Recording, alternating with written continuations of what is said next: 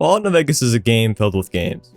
Blackjack, slots, and even trying to get VATs to actually work are all great pastimes.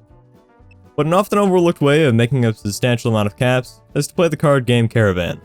Often, players are introduced to Caravan through Ringo and Goodsprings, so let's start there. When you first agree to play Caravan, NPCs usually immediately threaten you with a good time and suggest that you put some caps on the table as a way of betting on the game.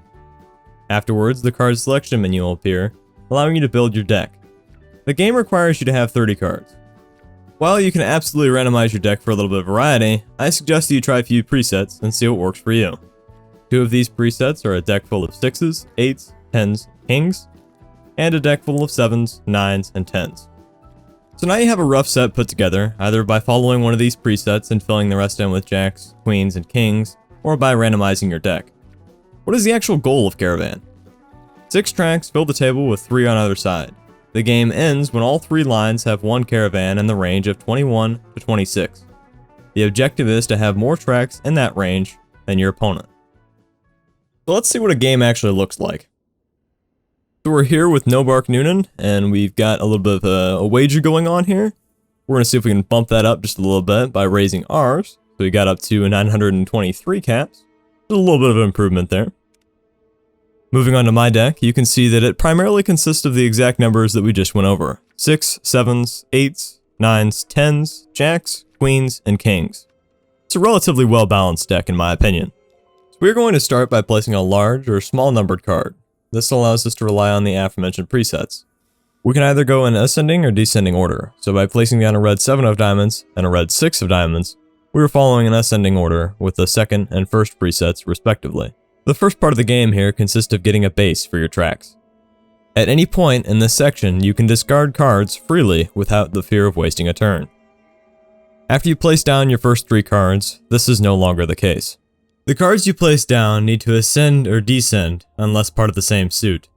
Jacks can be utilized to remove a card that it is placed on, and No Bark's used that a couple times here. I usually like to start with 6s, 7s, or 10s, just because that works best with the given presets. Here you can see that I placed a red 8 of hearts on top of a red 6 of hearts. This sets the order to be ascending for this track. You can see No Bark is a little bit ahead of us right now because he used jacks a couple times, but we're going to change that here in a second. When you place a king on another card, it doubles the value of that card. So in this case, 9 times 2 is 18, plus a 7 gets you your 25. Applying the same strategy again allows us to duplicate our 8. 8 times 2 is 16, plus 6 is 22. There are 4 suits in a deck of cards: diamonds, hearts, spades, and clubs. Because we're going to follow an ascending order, we can play a black 6 of clubs, a black 9 of clubs, and a black 10 of clubs on the same track. You're going to see here in a second that this combination won us the game. But let's take a second to discuss why. The first line has a higher number of 26. No Bark had us beat there. The second line has 22.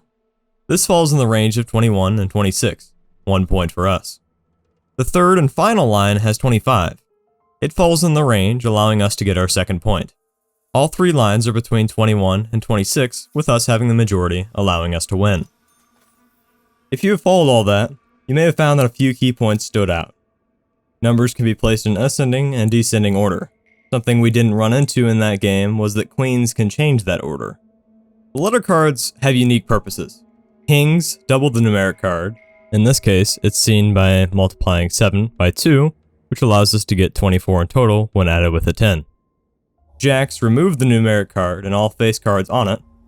Queens change the order, which is seen when this track is changed from 8, 10, to 6. Jokers are a good bit of fun if you like chaos or heavy strategy, but usually I leave them out of my decks. If you have come here to learn about Caravan, that is all I have to teach. If you feel overwhelmed, that's okay. Start with the presets that I gave and try to understand what those face cards do. You don't need to bet a lot of caps, and don't be afraid to use the save function to reload if you are upset after losing a bunch of caps. Once you learn how to play, you'll become almost unstoppable. I played 26 games of Caravan while making this video, and only lost once. So hopefully, you now have a decent understanding of how to play. But you may be asking yourself, where are the best spots to make the big bucks? While there are more than a dozen Caravan players, the two most notable are Ambassador Crocker and Nobark. Both can be frequently seen betting around 1,000 caps in their games. Keep in mind that Cliff Briscoe and Novak, Johnston Nash and Prim, Lacey at the Mojave Outpost, and Quartermaster Mays at Camp Forlorn Hope all have a 5-game limit. Hopefully, you managed to learn how to play the card game Caravan and already won a few games. It really is a great way of making a few extra caps and taking a small break from killing everything that moves. If you've enjoyed this video, please let me know down in the comments, and I hope you have a good one.